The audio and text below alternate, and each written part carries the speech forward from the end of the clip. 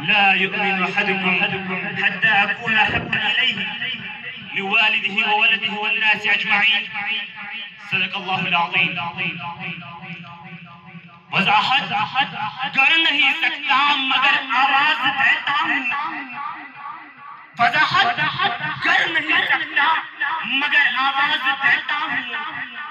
اس قرب بلا میں اب سخت جوانوں کی ضرورت ہے. سامعین گرامی اور میرا صدر اکرام، آج کی اس باوقار محفل میں آپ لوگوں کے خیالات کو، ذہن کو، سوچ کو، فکر کو 15 صدیاں پیچھے مبذول کرنا چاہتا ہوں. آئیے تاریخ کی اوراق کنگالیے اور دیکھیے کہ پہلے دنیا میں کیا تھا، دنیا کی کیا حالت تھی. دیکھیے پہلے دنیا میں کیا تھا. ظلمت ہی ظلمت، اندھیرا ہی اندھیرا، ظلم ستم کا دور دورہ، جور جفا، شراب نوشی، زناکاری، ڈاکہ زنی، چوری، سب عام تھی معیوب ندی. ڈاکہ زنی کرتے تھے، فخر کیا جاتا تھا. انسان کے خون کا پیاسا تھا، بھائی کے خون کا پیاسا تھا. اپنی بچیوں کو باپ اپنے ہاتھوں زندہ میں گھول دیتے تھے. عورتیں حیوانوں کی زندگی گھروں میں بسر کرنے پر مجبور تھے. ذرا یہ تاریخ کو دیکھیے، ملے گا آپ کو پہلے کہ دنیا میں کیا تھا. ظلم ستم، ظلمت، اندھیرا ہی اندھیرا. پردے کے پھر کیا ہوا؟ دیکھو دنیا میں پہلے کیا تھا. انتقام در انتقام کا سلسلہ تھا. قبائلی لڑائیاں سالوں سال لڑی جاتی تھی. پر پھر ہمارا رب، میرا رب، آپ کا رب، ہر شے کا رب، وہ رب جو احتسالی میں انسانوں پر، حیوانوں پر، کیڑے مکوڑوں پر بارش برساتا ہے. وہ رب جو میرا رب ہے، وہ رب جو آپ کا رب ہے، وہ رب جو سب سے کا رب ہے. اس رب کو اس مخلوقات کی حیوانیت زندگی پر، حیوانیت حالت پر رحم آ گئی اور اس رب نے کائنات کا مقدس ترین انسان، میں بات کر رہا ہوں ہمارا نبی جس کے ہم امتی ہیں،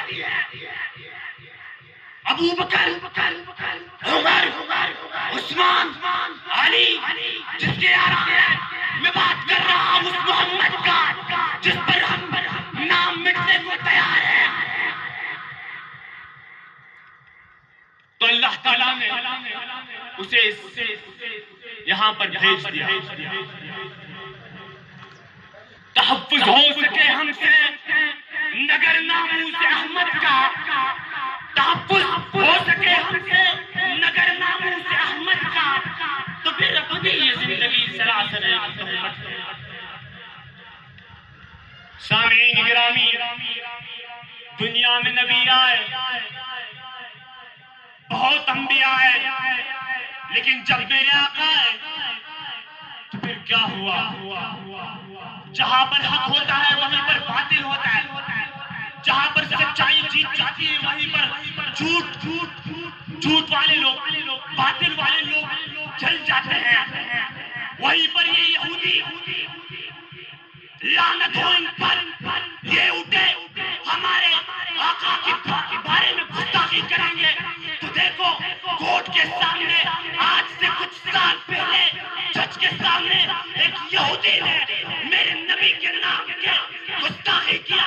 وہی میرے اللہ نے ایک غازی خالد، جسے آپ جانتے ہیں، ہم جانتے ہیں، سارے علماء جانتے ہیں، سارے اس کورٹ اور جج کے سامنے پسٹول نکالی اور اس یہودی کو جہنم پہنچا دیا.